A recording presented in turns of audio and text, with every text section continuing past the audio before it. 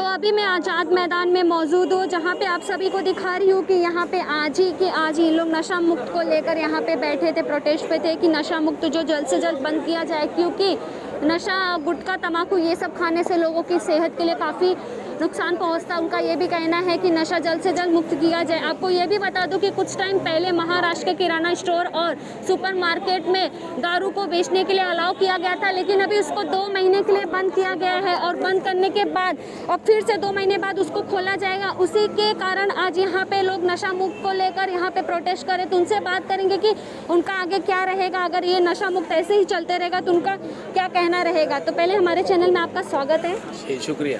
तो आपका नाम क्या है? मैं अविनाश पाटिल, व्यसन मुक्त महाराष्ट्र समन्वय मंच का स्टेट कन्वेनर।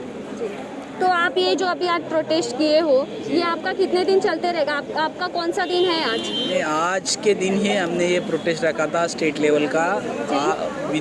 महाराष्ट्र विधानमंडल का जो अधिवेशन चल रहा है उसके पहले से ही हमने महाराष्ट्र के मुख्यमंत्री और उप मुख्यमंत्री जी को निवेदन भेजा था कि महाराष्ट्र में पिछले साल भर में जो उन्होंने डिसीजन लिए उसमें वाइन अभी मॉल्स में अवेलेबल करने के बारे में, या फिर विदेशी मद्य जो 300% उसका टैक्स था वो 150% करने में, सुबह 10 बजे शुरू होने वाले परमिटेड वाइन शॉप को सुबह 8 बजे से शुरू करने के बारे में का डिसीजन, या फिर जो अनाज है हमारा खाने का उससे दारू बनाने के बारे में डिसीजन, ये सभी महाराष्ट्र को मध्य राष्ट्र के दिशा में ले जाने वाले डिसीजन है, जिससे आम आदमी और महिलाओं को, युवाओं को काफ़ी नुकसान होने वाला है। और हमारे देश जो महासत्ता होने के चांसेस के बारे में चर्चा हमारे देश में चल रही है, दुनिया में चल रही है, उसमें बहुत बड़ा अटकाव आने वाला है। तो इसके लिए महाराष्ट्र के जो वेलफेयर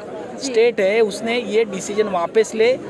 चंद्रपुर जिला की जो दारूबंदी की गई 2015 में, उन्होंने वो वापस ली, उसके बारे में हमने रिट पिटिशन किया है हाई कोर्ट में। तो ये सभी बातों को पहुंचाने के लिए आज हमने ये स्टेट लेवल का कन्वेंस लिया था प्रोटेस्ट। तो आप जो हाई कोर्ट में किए हो, कन्वेंस किए, तो उसके लिए अभी आपका कुछ वहाँ से रिस्पॉन्स आया है ये नशा मुक्त को लेकर?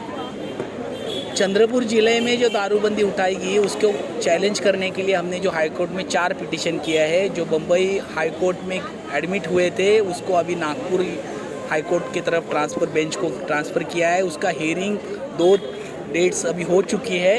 हमें अपेक्षा है कि कॉन्स्टिट्यूशन में जो अमेंडमेंट है उसमें इसके बारे में जो मेंशन किया है 47th क्लॉज के तरफ की सरकार वेलफेयर स्टेट जो है उसकी जिम्मेदारी है कि व्यसन को प्रतिरोध करना, रोकना, न कि बढ़ाना। तो उसके खिलाफ गवर्नमेंट के ये डिसीजन हो रहे हैं। इसके लिए कोर्ट की तरफ से इसके बारे में गाइडलाइन दी जाए और स्टेट को इसकी रिस्पॉन्सिबिलिटी की याद दी जाए, ये कोशिश हमारी तरफ से है। और दूसरी तरफ हम व्यसन मुक्त महाराष्ट्र समन्वय मंच की तरफ से जो 100 से ज़्यादा संस्था संगठन महाराष्ट्र के अलग 36 जिलों से जुड़ी हुई है, उनको लेके व्यसन के बारे में युवाओं को, महिलाओं को इकट्ठा करके उसके प्रसार करने का काम कर रहे हैं। उसके लिए ट्रीटमेंट देने वाले संस्थाएं जो है, इंस्टीट्यूशंस है, उसको साथ लेके लोगों को ट्रीटमेंट मिले, एडिक्ट लोगों को, ये कोशिश कर रहे हैं। और तीसरी तरफ हम इसके बारे में जो बैन बातें, जैसे गुटखा और तम्बाकू महाराष्ट्र में बैन है, फिर भी खुलेआम वो ब्लैक में मिल रही है। तो ये भी फेल्यूर है यहाँ के एडमिनिस्ट्रेशन का, यहाँ के स्टेट के गवर्नमेंट का। तो इसके बारे में भी उन्होंने ज़्यादा अवेयर होना ज़रूरी है, ऐसे हमारी मांग है।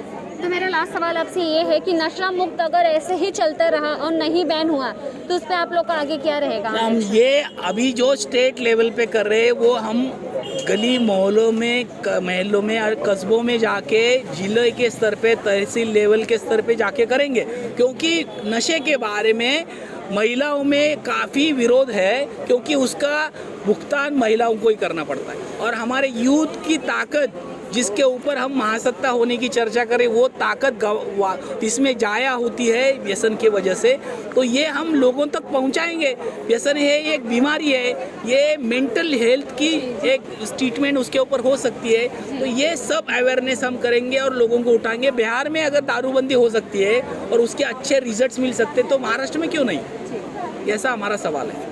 तो अब यहाँ की महिलाओं से बात करेंगे, उनसे जानना चाहेंगे कि उनका क्या राय है इस बात को लेकर, क्योंकि नशा मुक्त जो महाराष्ट्र में इतनी जल्दी तो बंद होने का चांसेस नहीं दिख रहा, लेकिन अभी 2 महीने बाद फिर से खुलने वाला है, तो उस पर उनका क्या राय है, उनसे ये जानेंगे। तो आप लोग क्या कहना चाहेंगे जो नशा मुक्त अभी महाराष्ट्र को लेकर यहाँ पे आप लोग प्रोटेस्ट किए हो?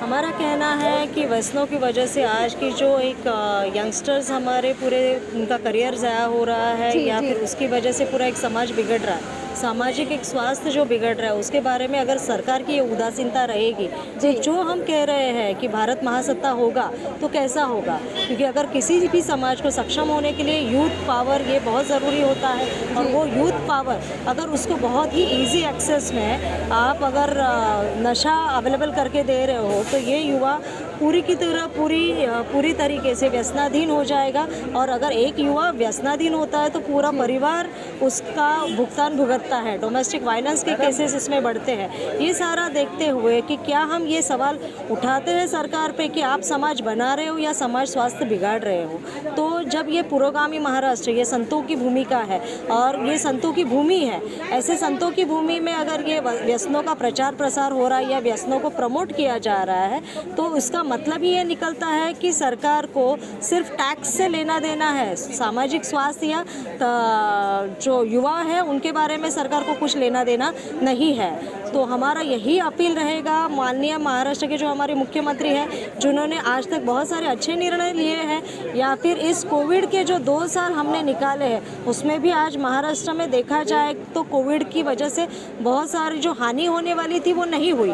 क्यों नहीं हुई? तो हमारे जो आज माननीय मुख्यमंत्री है, उप मुख्यमंत्री है, आरोग्य मंत्री है, सामाजिक न्याय मंत्री है, इनकी वजह से जो धोरण आया उस धोरण के अनुसार जो चीज़ों का अमल हुआ है, आज हम भी फिर ठीक चल रहे। तो क्या ऐसे एक अच्छे सरकार से हम ये चाहेंगे कि उन्होंने जो चंद्रपुर की जो दारूबंदी थी वो उठाया, वो कितना सही निर्णय था, या फिर धान्य से दारू बनाना ये इजी कर लिया, या सुपरमार्केट में वो अवेलेबल करके देना, या रेशन दुकान जहाँ पे गरीब से गरीब लोगों को रेशन मिलता है, एक तो मुफ्त मिलता है या फिर बहुत कम इस पे वो अवेलेबल होता है, वहाँ आपने अगर इसका एक्सेस रख लिया तो जो बंदा व्यसनों को अटैच होगा वो आपका रेशन लेगा कि आपकी दारू लेगी, तो ऑब्वियसली आज का जो युवा है दारू के लिए अपील करेगा। तो हमारा ये फिर से अपील है सारी महिलाओं की तरफ से कि महाराष्ट्र में फिर से दारूबंदी होना उतना ही ज़्यादा ज़रूरी है, तभी ये महाराष्ट्र हमारा जो है कि मुंबईची शांघाय व्हायला वेळ लागणार नाही। बट कब होगा? नशे की वजह से जो कुछ हो रहा है, क्या हम महासत्ता होंगे? ये सवाल हमारे सरकार से है। धन्यवाद। आपका नाम? सुजाता सावंत, मैं महाराष्ट्र नशाबंदी मंडल की कार्यकारी सदस्य हूँ तथा आदर्श फाउंडेशन की अध्यक्षा हूँ। और आज जो हमारा ये धरना आंदोलन है जिसमें कम से कम महाराष्ट्र और मुंबई की 100 संस्थाएं शामिल हुई है, वो हमारा महाराष्ट्र व्यसन मुक्त मंच है, जिसमें हम भी एक कार्यकारी एक सदस्य के तौर पर हम यहाँ पर हैं। धन्यवाद। तो ये थी सुजाता जी, जिनका कहना है कि यहाँ पे वो महिला की संगठन है और उनका ये भी कहना है कि नशा मुक्त जो जल्द से जल्द हो जाए। उनका ये भी कहना था कि अगर बिहार में नशा मुक्त हो सकता है तो महाराष्ट्र में क्यों नशा मुक्त नहीं हो सकता है, क्योंकि यहाँ महाराष्ट्र में दिन पे दिन नशा जो बढ़ते ही जा रहा है, लोग दारू पी के आ रहे हैं, अपने घरों में अपनी वाइफ बीवी बच्चों को मार रहे हैं, उससे काफ़ी ज़्यादा परेशानी हो रही है। और उनका ये भी कहना है कि नशा मुक्त को जल्द से जल्द बंद किया जाए। इसी तरह के तमाम खबरों को देखने और सुनने के लिए इंडिया ग्राउंड रिपोर्ट के साथ जुड़े रहिए।